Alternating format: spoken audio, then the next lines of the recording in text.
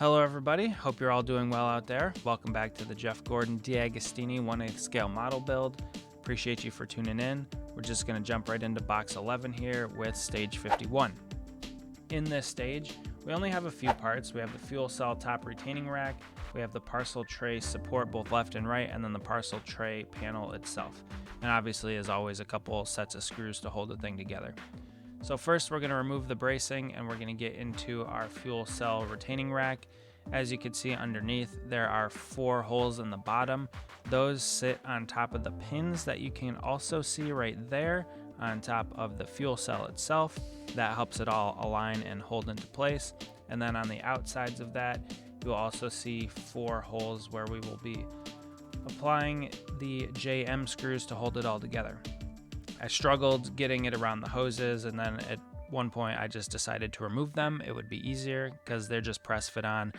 I haven't used any glue, I haven't used any assembly oil on this model, so on one hand it helps for simple stuff like that to take apart, but on the other hand it doesn't exactly seal everything together. So there are positives and negatives with it, but as you can see, we'll just throw the hoses back on for the fuel lines, and then we'll move on to the next part, which is the rear clip subframe loop, and it has these 2 bracings that we're going to put on, and both of them go on with EP screws. Thing about this is you're just screwing into plastic, so you do want to be careful with them. I have had a mishap a little bit with screwing into plastic with over tightening, so just a word of caution, don't overdo it. If it feels like it's too tight, it probably is, and stop there. We'll flip our whole assembly over and we'll put that clip back on with 3 EP screws and 4 CM screws. Again, you're screwing into plastic, so don't overdo it. But again, this just reinforces the sturdiness, the stiffness of the model, and it just continues to do so as we build day by day. So for the final part of stage 51, we're going to grab our package tray, parcel deck, whatever they want to call it, and that gets held on with 2 AM screws to the whole assembly, there and there, as you saw. And then what we'll do is we'll take our brackets and we'll screw those into the parcel tray with 4 AP screws. It kind of seats into the top of that clip, and simple as you like, holds it in place solid, and that's the end of stage 51. So we'll set that to the side and we'll start stage 52.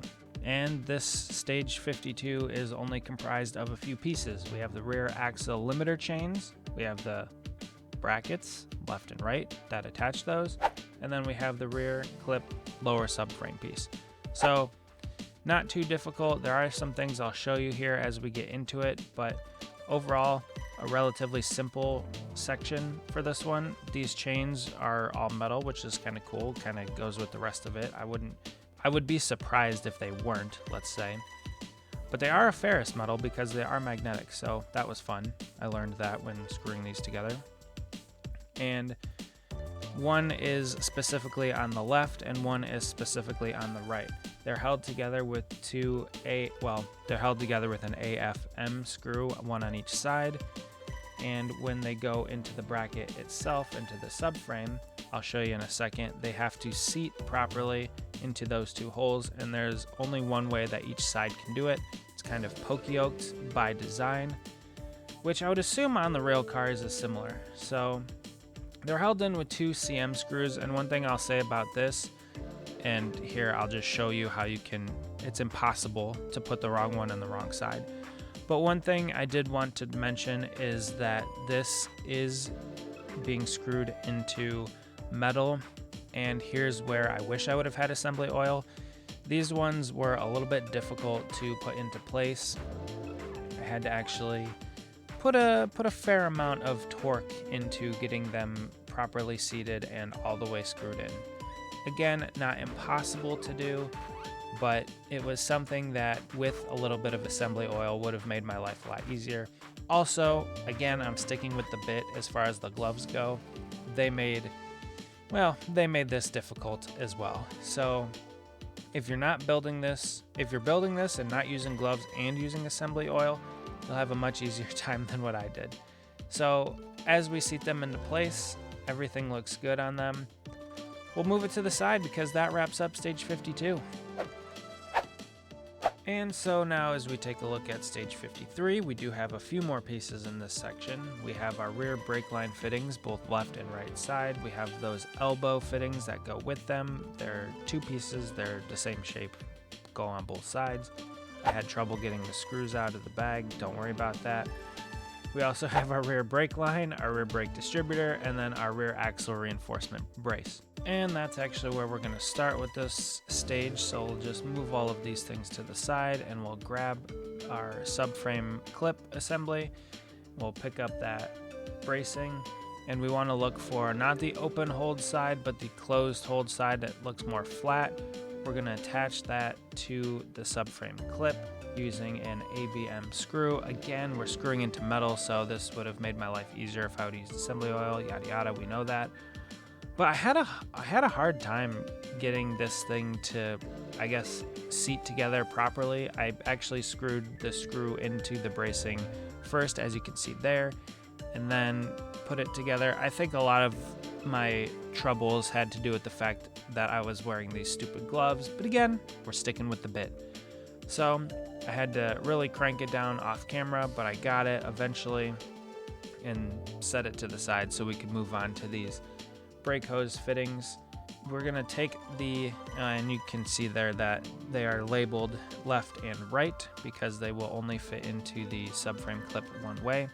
We'll take our tweezers and we'll put these elbow fittings in. Both sides for the elbow fittings are the same, so it doesn't matter which one you use. They're just press fit plastic into plastic. Again, not too difficult.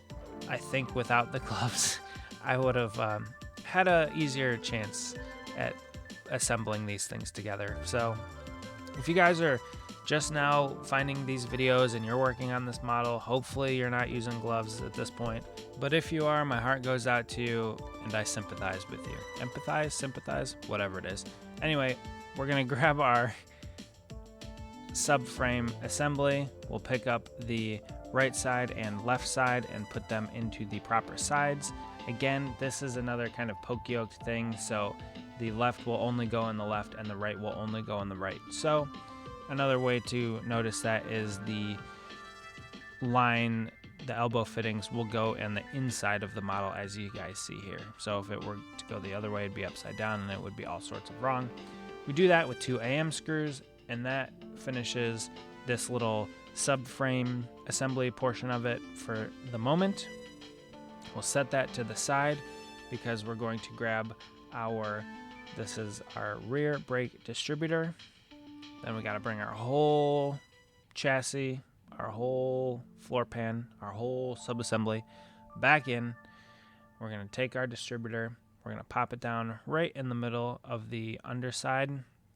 Here's where it gets funny, because if we flip it back over here in a second, hold, hold, hold, you're going to see it, bam, right there. It's right in the middle of our tape. So that was kind of funny. It was a 1 AP screw. It is what it is. It doesn't make that big of a difference, but I found it funny. We're then going to break out our calipers because we're all about precision on this channel. We want to be exact. We're going to get 50 millimeters. Okay, we're going to get 49, but there it is. 50 millimeters, 49.9. Okay, we're not quite about precision. We're about being pretty darn close. But anyway, we're going to cut 2 of our brake line hoses at 50. We're going to cut one at 60. And then we're going to cut another one at 60, maybe 60.001. I don't know. Anyway, if you guys are new here, please hit the subscribe button. I appreciate you. And if you like this, give it a thumbs up. Put that down in the comments. We try to have a fun time on this channel. I hope you guys are enjoying it. Anyway, back to the build. We're going to put our 50 millimeter line. We're going to put our 60 millimeter brake lines into those elbow fittings that we just assembled onto the subframe, going parallel or tangent with the stems of the subframe.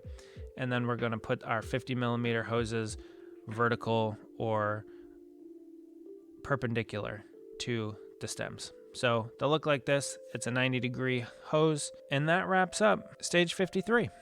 And as we get into stage 54, we only have a few pieces in this stage. We have the drive shaft portion A and B. As you see there, it's split in two. And then we have our differential pinion yoke, our crosshead, and then one bag of screws to hold this all together. So the first thing we'll do here is we'll grab our crosshead. Now there's a long arm and a short arm. The short arm gets put into the drive shaft yoke assembly. It's a little snug, but it's not too bad. It's held together with 2 AP screws on each side, and then we can rotate it and apply our differential pinion yoke to it using 2 AP screws as well, and that allows us to have some articulating motion. And again, with assembly oil, this thing will move a little bit better, but for what we're doing, it's fine. The drive shaft itself gets press fit together, plastic into plastic, pins into holes. Very simple, although there is one way you can only do it. The pins are aligned such that you can't put it in backwards. As I hit the camera, very nice. So just a nice, easy press fit. It's not like the cleanest thing put together, but it looks fine, and obviously it's on the underside of the car. So speaking of the underside of the car, we'll flip the whole thing over.